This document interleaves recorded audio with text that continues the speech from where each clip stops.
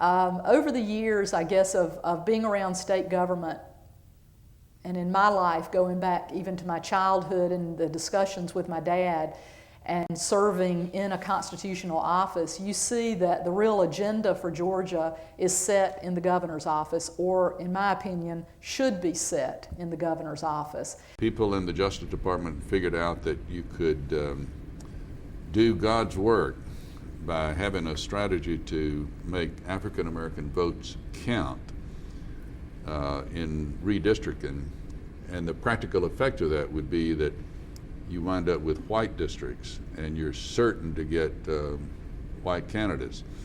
So we stopped having the kind of compromise that had always characterized our politics in the South, because before this period of time, if you were in the legislature or the Congress, you served a district that had a lot of African Americans, a lot of conservative, probably farm people up until the real growth in urbanization.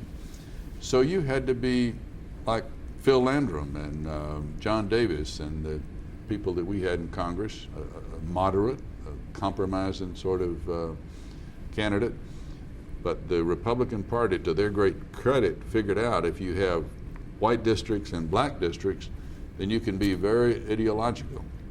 I told you I moved my family up there in December of 1970, but they didn't like it. My wife didn't like it, the children weren't happy, and so we decided that we'd move back to the district. When I was there, it was like I was coming home almost every weekend to campaign or to do events or whatever the reason might be. And so we moved back to Albany in '72.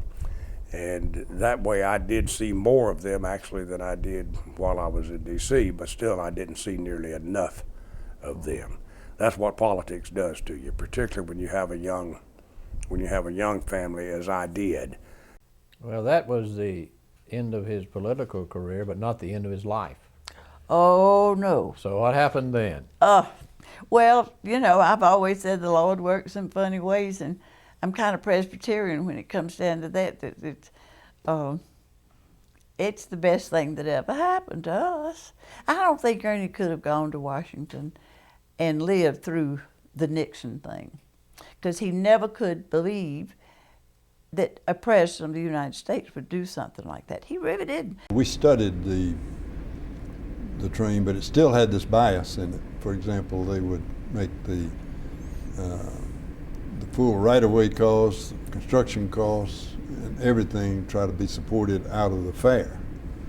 But if you look at the highways, you don't pay a toll road to get from here to Macon, and it's subsidized all the way. And not only subsidized, it's free. And and if you measured the cost of adding another lane each way, and you played that off against the cost of that train, they're not that far apart. But there's still this bias against the train, and that's what the leadership's got to just come to terms with, to say, both in the national establishment and otherwise. And if you don't have the crisis like we have now, the gas crisis, people are just not going to change. That's just human nature. But we shouldn't miss a crisis. When I went there, the first year, not one of them spoke to me. When I left, there wasn't one who did not speak to me. All of them was there. On one occasion, when I put a bill in to be voted on, and when it came up for vote, the bill did not pass. And on the rules of the Senate, you can bring it up the next day and ask that it do pass. And when my bill did not pass, I went to the telephone, and we had this phone where you can call all over the state.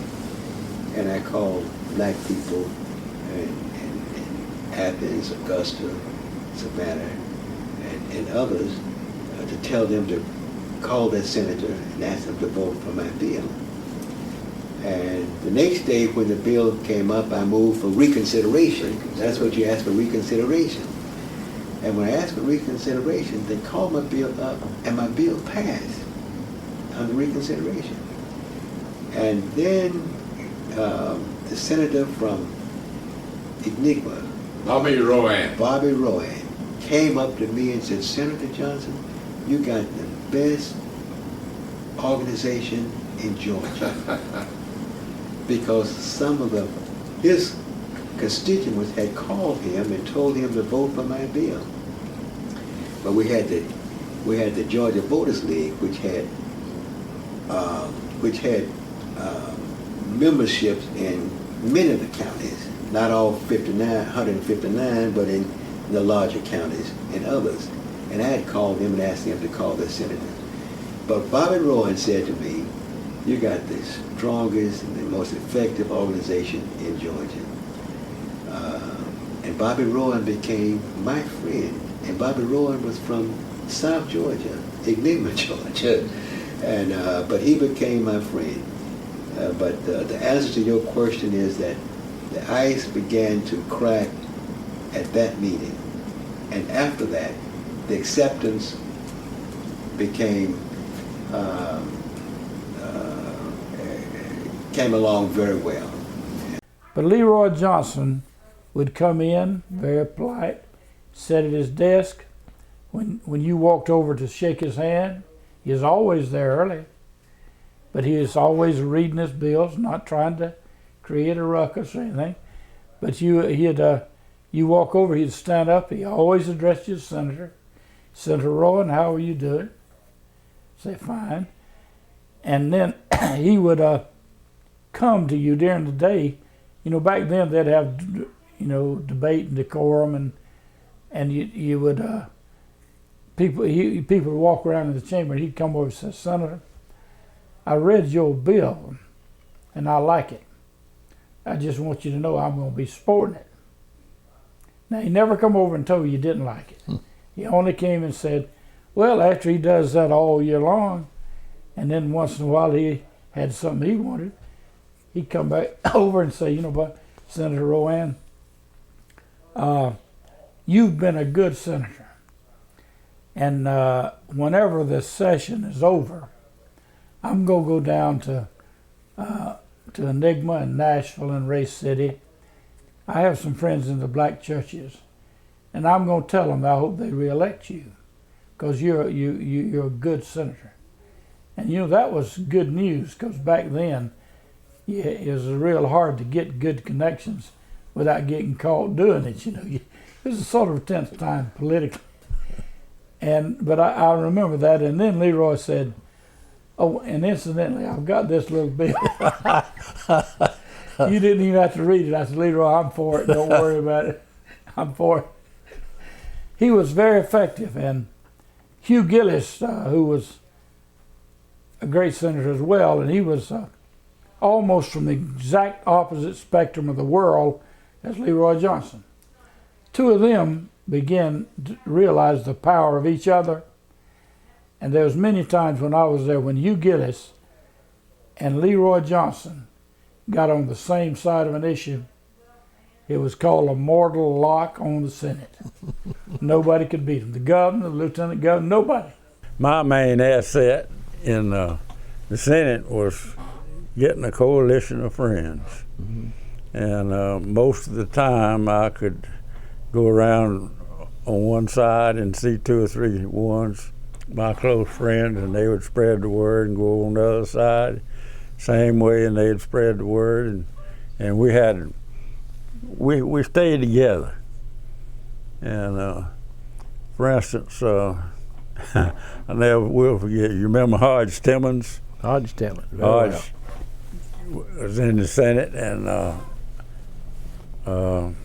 our former lieutenant governor from Albany, Mark Taylor came up into the Senate. And he was sitting by Hodge on the opposite side of the Senate from me. And he turned to Hodge and he said, Hodge, how you know how to vote on all these bills? They're all of them different, some different things, different times, different this. He said, Senator, ain't no problem at all. He said, you see that bald-headed man sitting right over here on the other side? He said, yeah. He said, when he holds up his hand, you hold up your hand.